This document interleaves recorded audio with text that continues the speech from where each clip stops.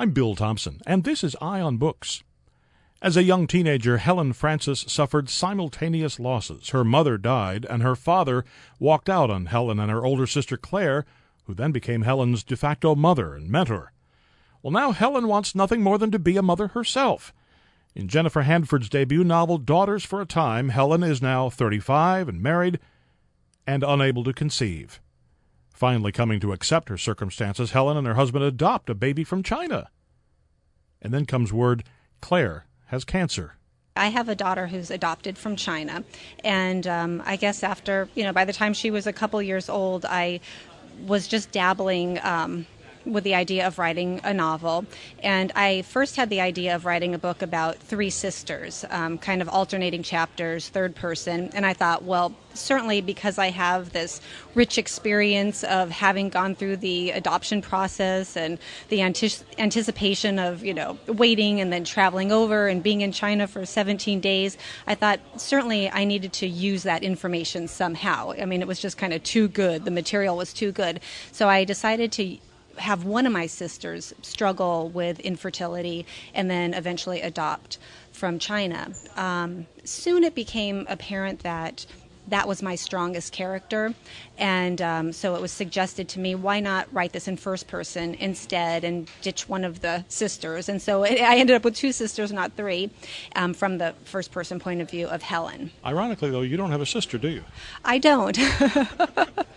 I don't have a sister, but I really enjoyed writing the sister relationship. The story is about Helen, who had a very, rough upbringing where the mother dies early on and the father walks out. And so Helen is basically cared for by her older sister, Claire. But I distanced their age for 6 years. So they're 6 years apart in age. And so they were never quite able to be, best friend sisters. It was always the age difference was too big. As, Claire describes at one point, they were always just missing each other. And so my whole underlining theme of the book was how sometimes we have to struggle with grief and joy at the same time. And certainly that was Helen's struggle in this book, where, she had a rough time as a child, but then eventually she's doing pretty good as an adult. And she's, she's a chef, she's married, and now she's ready to start a family of her own. And she really has the sense that if she's able to have a family, it will restore so much of what was taken from her childhood. But she can't do it. She's faced with infertility. So that becomes her struggle. And so the idea that when she finally does decide to adopt and she finally has her child in her arms and she's finally experiencing that joy for the first time, it's kind of just like that moment. But then she goes home and is met with the worst possible news that her sister, the one person who stayed when everyone else left, is very sick with cancer. So, but to get back to the sister relationship, it was just kind of interesting to finally see that Helen at that moment was finally able to be an equal with her sister, no longer the little sister in the shadows of an older sister. And maybe based on the beginning of the book, a reader would think that Helen, wouldn't be able to manage standing up to the task, but she really does. And that's really where she finds her strength, in maybe switching roles with her sister. And so we certainly, she would have never have wanted her sister to die, but I think that having her go through that really brought out her strength. Also, you've drawn them as two very different women, which probably wouldn't have been as believable had they been closer in age. Exactly. I mean, Claire was certainly the responsible one, the accountable one, the one who always did the right thing, who took care of Helen. And Helen was a little bit more, in our backstory, a bit of a misfit, and the one who maybe was always trying to be a little different than Claire. But one interesting aspect about the sisters is that if Claire always had the upper hand, maybe one area where she didn't is in terms of their memories. I think that Helen remembers their childhood so a lot differently than Claire does. But I almost think that Helen's recollection is the more reliable one. You know, she remembers a lot more good times, and she was really quite fond of her childhood, whereas Claire, because of her efficiency, her mode was just to push down, you know, move forward and kind of put the past behind her. Which are both puzzle pieces which will be useful later in the story. Exactly. Exactly. So, you know, kind of letting Helen sometimes remind Claire, it wasn't quite, you know, that's not how I remembered it. And the fact that she was 6 years younger, so, you know, theoretically her memory might not be as good as Claire's, but I think really it was better. Yeah, I couldn't help wondering, how would this story have been fundamentally different if it had been Helen Claire's father who died and the mother who left? An interesting twist. I mean, that really would have been a whole different story at that point, wouldn't it?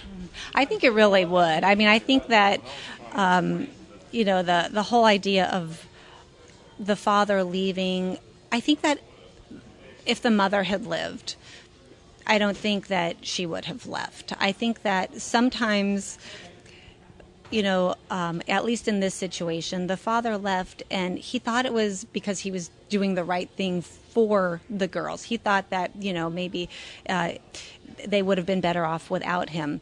And we learned that that probably wasn't necessarily true, that just being there might have been the better thing to do. So I don't know that a mother would have had the same thoughts in terms of it would be better if I left. I'm really glad you didn't give him the Lifetime movie network treatment of, you know, here's a scoundrel, he just, times get tough, so he just takes off. You know, he's much more three-dimensional than that. Yeah, I mean, I really like him as a character because he is the guy who probably didn't always make the right decisions, but he meant well. And sure, if he had it to do over again, he probably would have if given the chance. But, you know, he really had fond memories of his daughters and being with them in their childhood, too. And so I think that, you know, he was my similarity to Helen. You know, they were, as I think I put, you know, they were fellow wallowers in the past. Neither one of them were interested in pushing by it. They really wanted to really treasure it and remember what was good about it. Now, when you're writing, especially a first novel, and especially a novel has such emotionally charged moments, and particularly one that those emotionally charged moments might come close to experiences that you've had, where do you know where that third rail is? Where do you know what happens if you get deep into a particular part of the book and you realize, I can't handle this? Well, apparently my writing does make people cry. I keep being told that. My husband, he's awesome. Whenever he reads something, he'll kind of tear up and he'll say, "Why don't you use your powers for good?" I always think that's so cute of him, but I don't know. I just, you know, the book clearly is a reflection of certain aspects of my life, but it really is fiction in that the character of Helen really isn't very similar to me in how she responded to her situations. So she was, I don't know, in a sense, much deeper, I think, you know, in how she would kind of turn the issues over. I mean, when she considers the idea of adoption, she has this fear of being left. I mean, that's like her fear from her entire childhood, that she's just going to continually be left. And so with the thought of adoption, she worried that an adopted daughter would someday leave her, which really is kind of unearthed as we get deeper into the book. So it was kind of interesting to go that deep. And I mean, sometimes I am writing and I'm crying at the same time. And but I always take that. But you're crying for the character, not for you. Exactly. And I always take that as a good sign that, you know, that if you get the shivers a little bit, you know that maybe you've hit on something. Well, certainly if it doesn't keep you preoccupied, it's not going to keep us preoccupied. Exactly. And writing this book, I mean, I think it did just keep going deeper and deeper. I don't think it quite started where it ended up. like I said, it was many things before it landed here. I find it interesting, though, that you really latch on to that ironic juxtaposition of joy and grief. Mm-hmm. The kind of stories I like best are the ordinary people thrust into very extraordinary circumstances. This book is the collision of both those kinds of stories, isn't it? Yeah, definitely. I mean, I thought, in writing this, I thought that I came up with that all on my own. I was like, oh, life doesn't always happen in perfect timing. We don't get to be children and then parents and watch our children grow and everything happens perfectly. Like, a lot of times tragedy happens, and guess what? Sometimes tragedy happens right on the heels of joy, And when I kind of came up with that, I thought, oh, how clever of me. And then once it was in my brain, oh, well, I saw it everywhere, in Buddhism and all the major faiths, and probably dated back to day one of humanity. So I was like, oh, okay, well, I guess I didn't invent that, but it certainly was kind of a revelation for me to really understand how we do wrestle with having one foot in grief and one foot in joy. And you got some very interesting plot twists as we get deep into the book. I'm not going to hint at what they are. Readers will have to find them. Did you know those were all coming? Well, I don't think it's a surprise to say that Claire, the sister, dies. I think that that's pretty obvious. But that wasn't always a given. I was writing, and it actually just came to me one day. I was like, oh, Claire has to die. And when I realized it, I mean, it was sad, and I kind of mourned the fact that this had to happen, but it also resonated well with me that this had to happen. It's just like stories about dogs. In the end, the dog is going to die. Always. It has to. Always. Believe me, with two 10-year-olds, we read lots of books about dogs. But yet, you're the creator. This person didn't exist until you wrote her down on paper or on a computer. How does it feel to then be the cause of her death as well? This book, I probably did, everything that a new writer could possibly do. I just kept writing and editing. At one point, it was so unmanageable. I thought, forget it. It's not going to be a novel. It's going to be a short story. And I cut it down, and then I started to build out again. Yeah, I mean, this is also your first novel, is it not? It is. All right. Now, let me ask you, is this your first published novel, or is this the first time you've ever tried to write a novel? Because this is so polished, I can't believe it's your first novel. You're very sweet. This is my first novel, although it has taken on many different forms. It has been probably 5 different things before it landed at this spot. How long from nugget of idea to finished book?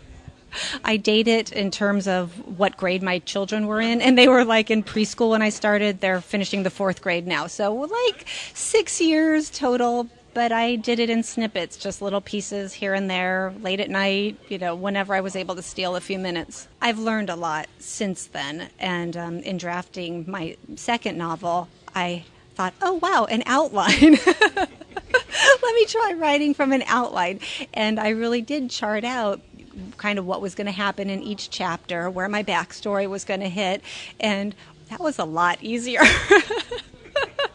So live and learn. Now, will any of these characters ever be in another book? No, I think that this is it for them. You realize how anti-commercial that is. No sequels here. Yeah, I really don't feel inspired to carry on the characters.